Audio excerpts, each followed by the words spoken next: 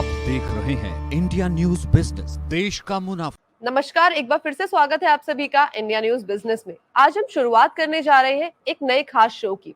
उस शो का नाम है आपकी फाइनेंशियल प्लानिंग आपकी जिम्मेदारी।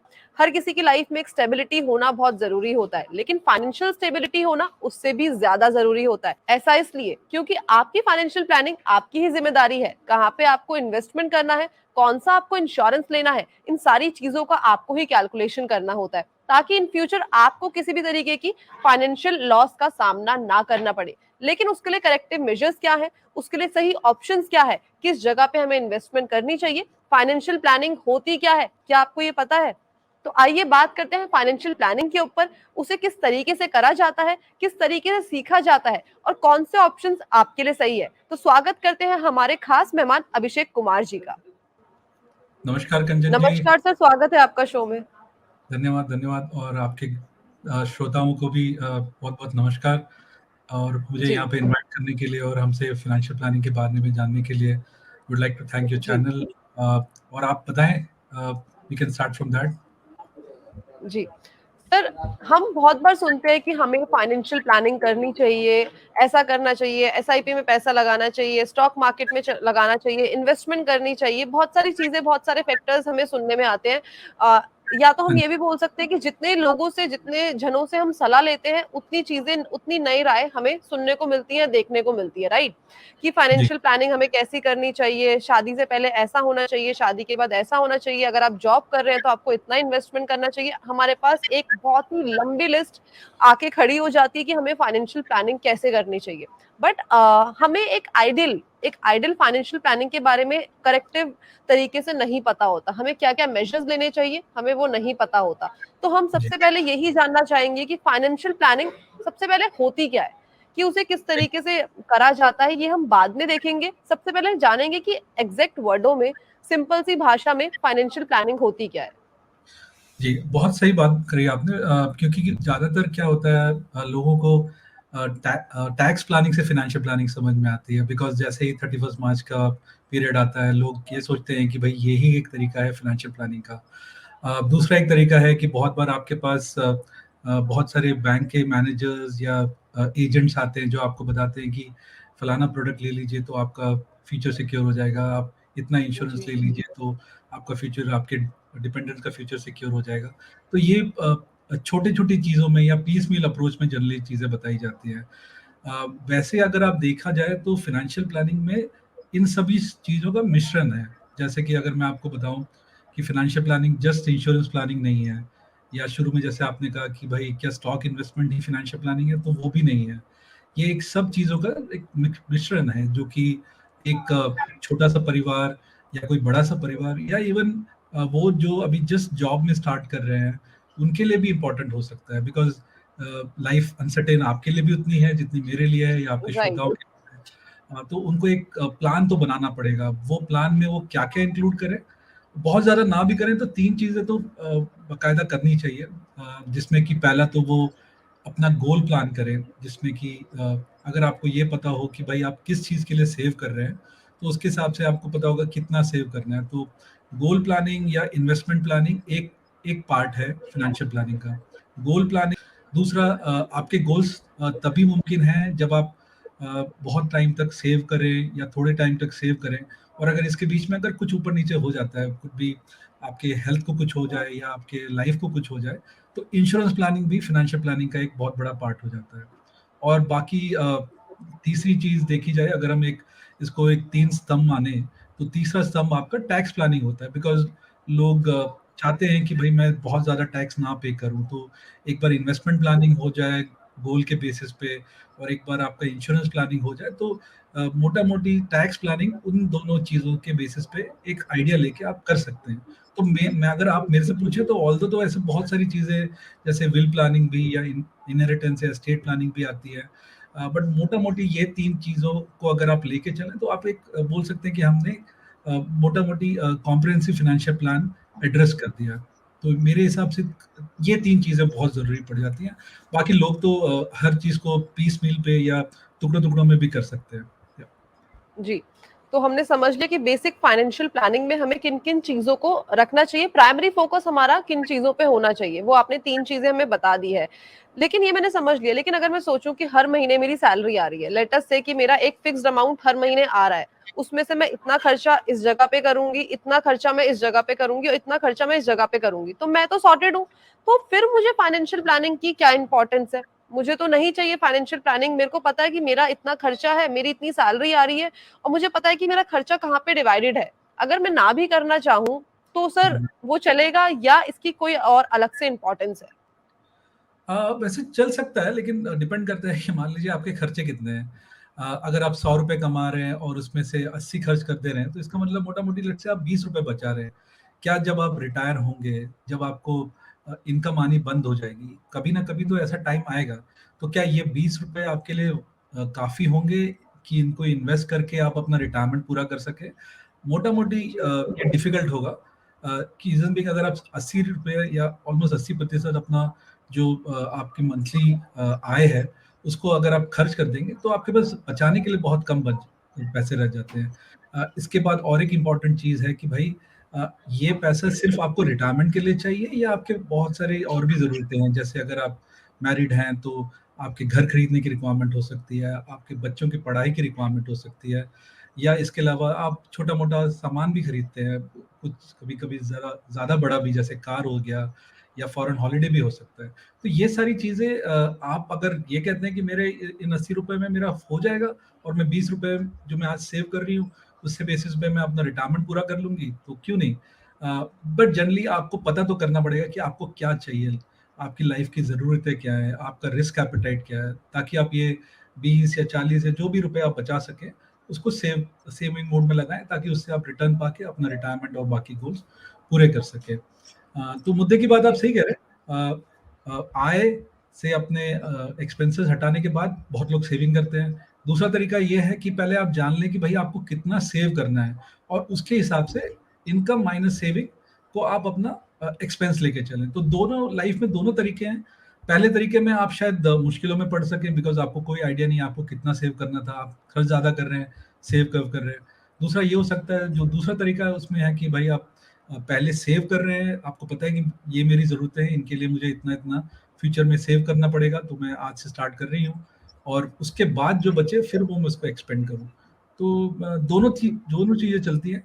इस पहले वाले सिनेरियो में आप थोड़ी मुश्किलों में पड़ने के आपके चांसेस बढ़ जाते हैं। जी।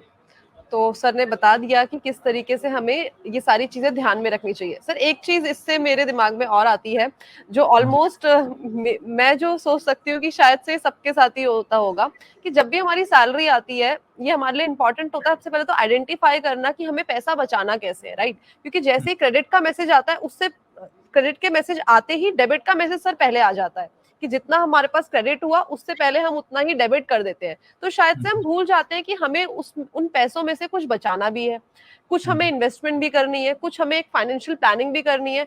हमारे पास अगर हम देखें तो एक ऑब्स्टिकल्स हमारे पास हर जगह होते हैं कि जहाँ पे हम ये सोच सकते हैं कि हमें पैसा खर्चा कहाँ पे करना है, हमें ये पैसा लगाना कहाँ पे है। मेरी सैलरी आएगी तो मैं हाँ इससे ये खरीदूंगी या मैं यहाँ जाऊंगी, ये मैं ट्रिप करूंगी प्लान, लेकिन हम ये नहीं सोचते कि हमें कहाँ पे एग्जैक्टली वो पैसा इन्वेस्ट करना है, कि मैं यहाँ ये पैसा यहाँ पे बचाऊंगी या ये पैसा मैं इस जगह पे इन्वेस्ट करूंगी। ये शायद से जो ये वाला फैक्टर है, ये वाला साइड है इन्वेस्टमेंट का, ये वाला साइड है पैसों का बचाने वाला साइड, खर्च करने वाला साइड सबको अच्छी तरीके से पता होता है कि कहाँ कहाँ पे हमें खर्च करना है, लेकिन बचाने वाला साइड हम ऑलमोस्ट सभी भूल जाते हैं कि हमें बचाना कहाँ पे है। तो इसके अंदर हम क्या किस तरीके से प्लानिंग कर सकते हैं बचाने की, अपने जो हमारी जो अभी एवरेज एक इनकम आ रही है, एक एवरेज फिक्स्ड अमाउंट आ रहा है, उसका क्या एक बेसिक फंडामेंटल और एक आइडियल कैलकुलेशन होना चाहिए? देखिए, आइडियल का डिपेंड करता है इन द सेंस आपकी आय कितनी है। तो लेट्स से अभी हम अगर किसी की मासिक आय ये सोचें कि लाख रुपए है, तो उनके लिए परसेंटेज वाइज एक चीज आप फैक्टर लेके चल सकते हैं। बट लेकिन अगर किसी की आय बहुत ज्यादा है, तो उसमें even percentage wise would not matter a lot, because एक चीज होती है जो कि अर्थशास्त्र में कही जाती है, प्रोपेंसिटी टू कंज्यूम। जो 2 लाख रुपए महीने का कमा रहा है, उसके भी खर्चे शायद 50,000 रुपए महीने के हो, जो कि कम से कम लेट से 25% ऑफ देयर टोटल इनकम हो सकता है। दूसरा ये हो सकता है कोई लाख रुपए ही कमा रहा है और उसके लिए 50,000 भी सेम एक्सपेंस है, बट वो उसका 50% ऑफ द इनकम हो सकता है। तो हर चीज़ हर फैमिली या हर इंडिविजुअल के लिए वेरी डिफरेंट हो जाता है। इसलिए मैं ये सजेस्ट करता हूँ जनरली कि पहले आप अगर आपको ये नहीं समझ में आ रहा है कि आपके खर्चे कहाँ जा रहे हैं और आपकी सेविंग नहीं हो पा रही है, तो आप स्टेप वाइज़ ये करें कि पहले अपने मंथली जो एक्सपेंसेस हैं उनको 2 भाग में डिवाइड करें। एक तो है कि जी बहुत ज़रूरतें वाली चीज़ें हैं। मान लीजिए अगर आपको रेंट पे करना है, वो आपकी ज़रूरत है, तो आप वैसे खर्चे एक साथ क्लब करें, उनको टोटल करें कि भाई ये मेरा ज़रूरत वाला खर्चा है।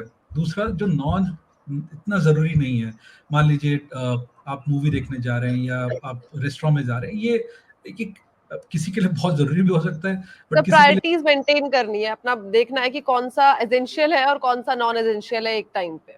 हाँ, एसेंशियल, नॉन एसेंशियल, मैंडेटरी या डिस्क्रिशनरी। डिस्क्रिशनरी भी कहते हैं, नॉन एसेंशियल, जैसे आपने सही बोला। तो ये 2 भागों में आप डिवाइड करेंगे तो आपको क्लैरिटी आती है। दूसरा, बहुत सारे ऐसे एक्सपेंसेस होते हैं जो कि आप मंथली नहीं करते हैं, मान लीजिए एनुअली करते हैं। मान लीजिए आपके बच्चों के जो एक्सपेंसेस हैं, स्कूल के एक्सपेंसेस, वो हर हर महीने नहीं होते हैं, हर क्वार्टर में या लेट्स से एनुअल होते हैं। तो आप वो अलग लेट्स से मैंडेटरी या एसेंशियल एक्सपेंसेस में क्लब करें। और इसके अलावा सेम चीज़ आपके एनुअल में बहुत सारे एक्सपेंसेस हो जो कि इतने ज़रूरी नहीं हो। मान लीजिए आप घूमने जाते हैं, इतना एसेंशियल नहीं हो आपके लिए, तो आप उसको नॉन एसेंशियल एनुअल एक्सपेंसेस में कर सकते हैं। जब आप ये चारों चीज़ों में इनको बाँट के देखते हैं, तो आपको पता लगता है कि भाई अगर मैं लाख रुपए कमा रहा हूँ और अगर 80,000 रुपए मेरे 30-40,000 रुपए नॉन एसेंशियल में जा रहे हैं, तो एक आपको अपॉर्च्युनिटी वहाँ पे दिखती है कि मैं यहाँ से सेविंग कर सकता हूँ। तो तरीका यही है, पहले आप जानें कि कहाँ जा रहे हैं पैसे, उसके बाद आप ये देखें कि भाई मुझे कितना और सेव करना होगा, जिसके बेसिस पे मेरे गोल्स अचीव हों। और अगर कहीं पे अपॉर्च्युनिटी है कि कॉस्ट आई मीन टू से एक्सपेंसेस कम कर सके, तो वो अपॉर्च्युनिटी को यूज़ करके अपनी सेविंग ज़्यादा से ज़्यादा बढ़ाएँ। तो ये एक तरीका हो सकता है आपके जी दर्शकों। जी, तो समझ लिया हमने कि किस तरीके से कौन सा एक आइडियल हमारे पास एक फॉर्मूला है जिससे हम अपना पैसा कहाँ पे हमें सेव करना है, कहाँ पे नहीं करना, कौन से खर्चे हमें करने हैं, कौन से खर्चे नहीं करने, उसका एक बेसिक सा एक बना सकते हैं, एक हम एक रोड मैप बना सकते हैं, उसको समझ के, वो सारी अपनी एसेंशियल नीड को समझ के।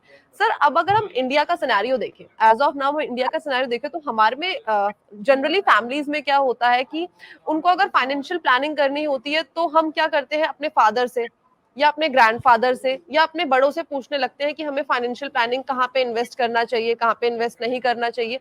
अब हमें ये भी नहीं पता कि क्या उन्हें सही नॉलेज है कि नहीं है, लेकिन उस टाइम पे हमारे लिए वो आइडियल होते हैं कि वो जो बोलेंगे वहां पे हम पैसा इन्वेस्ट कर देंगे।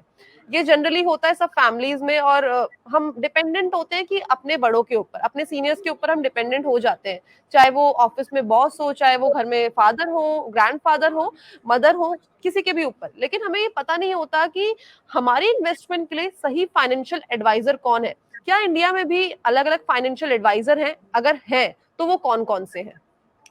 जैसे आपने बहुत अच्छा सवाल पूछा कि लोग एडवाइस क्योंकि इतना इजी होता है एक दूसरे को सलाह देना, और बात भी सही है आपकी, एक अथॉरिटी होती है लेट्स से फैमिली मेंबर्स की, बिकॉज उन्होंने लाइफ के अपने उतार चढ़ाव देखे रहते हैं।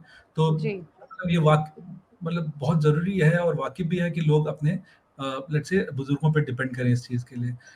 इसमें एक चीज़ प्रॉब्लम ये है कि दुनिया बहुत जल्दी से तेज़ी से आगे बढ़ रही है, और what used to work let's say in past might not be working in current scenario. So जैसे आपको याद होगा 90 के दशक में ऐसा होता था कि हमारे इनकम टैक्स लेवल 80-90% होते थे। ये लिबरलाइजेशन के बाद कम होते-होते अब 30-33% के अराउंड ऑन एन एवरेज आ रहा है लेट्स से। तो what used to be working in that scenario, income tax level बहुत ज़्यादा था। तो उस टाइम पे लोग सेविंग जो है वो ज़मीनों में और let's say FDs and all that, इस टाइप के इंस्ट्रूमेंट में ज़्यादा फोकस करते थे। पहली बात तो ये थी कि उस टाइम पे हमारी वित्तीय जो व्यवस्था है इतनी इवॉल्व भी नहीं थी। जैसे कि आप बहुत ज़्यादा स्टॉक मार्केट या म्यूचुअल फंड ऐसे इंस्ट्रूमेंट उस टाइम पे अवेलेबल भी नहीं थे। ये लिबरलाइजेशन के बाद बहुत सारे ऑप्शंस खुलने लगे हैं, और आज के ज़रूरतों के हिसाब से देखा जाए तो वो आपको at a click of A mouse, जो पहले आप एक ब्रोकर के पीछे जाके आप वो इन्वेस्टमेंट अपॉर्चुनिटी ढूंढते थे, आज आप घर बैठे-बैठे वो कर सकते हैं। तो सलाह ज़रूर लीजिए, बट आप ये देख के चलिए कि आपके कॉन्टेक्स्ट के लिए वो सही है क्या? बिकॉज़ आज के टाइम पे वो सारी चीज़ें आपको पुरानी चीज़ों में शायद बाँध के रख दें, और आपको जो दूसरी अपॉर्चुनिटी है, जिससे शायद आपको बेटर जैसे अपने गोल अचीव करने के लिए हेल्प मिले, वो शायद वो चीज़ें मिस हो जाए। दूसरा प्रॉब्लम ये है कि बहुत सारे रिश्तेदारों और ऐसे जो नेटवर्क में आप एडवाइस लेने जाते हैं, ज़्यादातर वो कमीशन बेस्ड एडवाइस होती है, जिसमें कि आपको मैं कुछ प्रोडक्ट सजेस्ट करूँ तो मुझे कुछ से कुछ कमीशन मिलेगा, मैं आपको डायरेक्टली चार्ज नहीं करूँ। तो ये एक तरीका है जिससे कि आप in the let's say initial period में आपको रियलाइज़ ना हो, बट जैसे-जैसे आपका कॉर्पस या पैसा या आपकी संपत्ति बढ़ती है, जो कि लेट्स से फाइनेंशियल इंस्ट्रूमेंट्स में है, उसका स्मॉल-स्मॉल परसेंटेज फ्यूचर में जाके एक बहुत बड़ा अमाउंट हो सकता है। तो धीरे-धीरे आप बहुत सारा पैसा लूज़ कर सकते हैं, जो कि आप अगर मान लीजिए कमीशन बेस्ड प्रोडक्ट में नहीं इन्वेस्ट करते, तो आपकी सेविंग में ही हो जाती है। मान लीजिए आप रिटायर जल्दी हो पाते या आप अपने बच्चों को ज़्यादा अच्छी एजुकेशन के लिए सेविंग दे पाते। तो एक मैंने कैलकुलेशन किया था और ये साइंटिफिकली मैथमेटिकली प्रूवन भी है। जैसे म्यूचुअल फंड भी 2 टाइप के होते हैं, एक रेगुलर प्लान, एक डायरेक्ट प्लान। अगर आप रेगुलर प्लान की बात करें, on an average equity mutual fund में अगर आप ₹100 लगाते हैं, रेगुलर प्लान में सिर्फ ₹98 इन्वेस्ट होते हैं। और ये चीज़ अगर आप मान लीजिए आप 30 सालों तक करते हैं, तो इसका मतलब ये है कि आप हमें ज़्यादा रुपए अपने कमीशन के थ्रू दे अपने डिस्ट्रीब्यूटर या कोई भी जो सलाहकार है उनको दे देते हैं। दूसरा तरीका है कि आप डायरेक्ट प्लान्स में इन्वेस्ट करें, जिसमें कि अगर आप ₹100 इन्वेस्ट करते हैं on an average equity mutual fund में, तो 99 इन्वेस्ट होते हैं। तो ये जो 98 और 99 का जो डिफरेंस है, अगर आप 25-30 सालों तक देखें, तो ऑलमोस्ट आप डायरेक्ट प्लान्स में 25% ज़्यादा पैसे सेव कर सकते हैं, सेम प्लान्स में, जस्ट बिकॉज़ क्योंकि आपने सेविंग जो है ज़्यादा करी है, आपके 98 नहीं ₹99 इन्वेस्ट हो रहे हैं। तो ये छोटी-छोटी चीज़ें हैं, जो कि बहुत सारे सलाहकार बताते नहीं हैं या उनके इंटरेस्ट में नहीं है आपको बताना, तो वो आप उस चीज़ों से मिस कर जाते हैं। तो इन चीज़ों की रोकथाम के लिए सेबी ने 2013 में एक लॉ लाया, जिसके अंदर फाइनेंशियल एडवाइज़र्स को रजिस्टर्ड इन्वेस्टमेंट एडवाइज़र फ्रेमवर्क के अंदर लाने की कोशिश की गई है, जिसमें कि उनको कहा गया कि भाई आप अपने क्लाइंट्स को कमीशन के लिए कोई प्रोडक्ट ना सजेस्ट करें।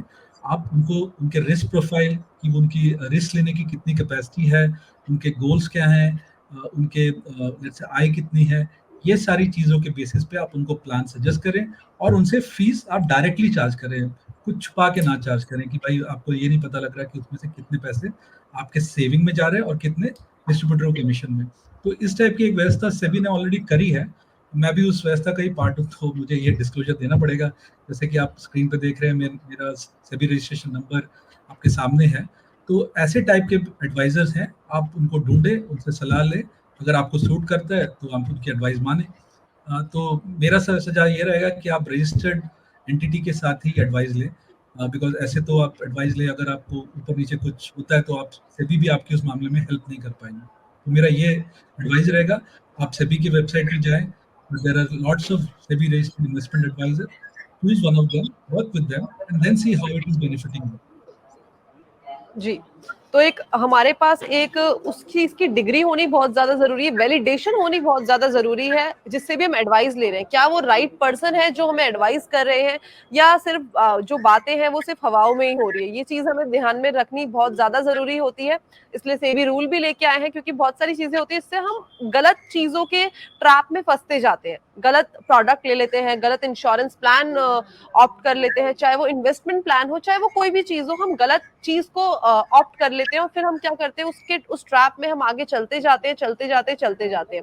सारी चीज़ें सर ने हमें बता दी है कि, और ये आज जो हमने डिस्कशन करा है वो एक बहुत ही बेसिक डिस्कशन है कि हमें कहाँ से स्टार्ट करना चाहिए। आगे हम जो इसमें समझेंगे, इसमें जानेंगे, वो आपके लिए कुछ ट्रिक्स होंगी, कुछ टिप्स होंगी, और जिससे आपकी जेब में अच्छा खासा एक बैलेंस बन सकता है, एक आप फाइनेंशियली स्टेबल हो सकते हैं। किस तरीके से आप स्टेबल हो सकते हैं, इस पूरी की पूरी जर्नी को हम आगे लेके जाएंगे। Thank you so much sir, आपका हमारे साथ जुड़ने के लिए, ये सारी की सारी बातें हमारे व्यूअर्स के सामने रखने के लिए। Thanks a lot sir.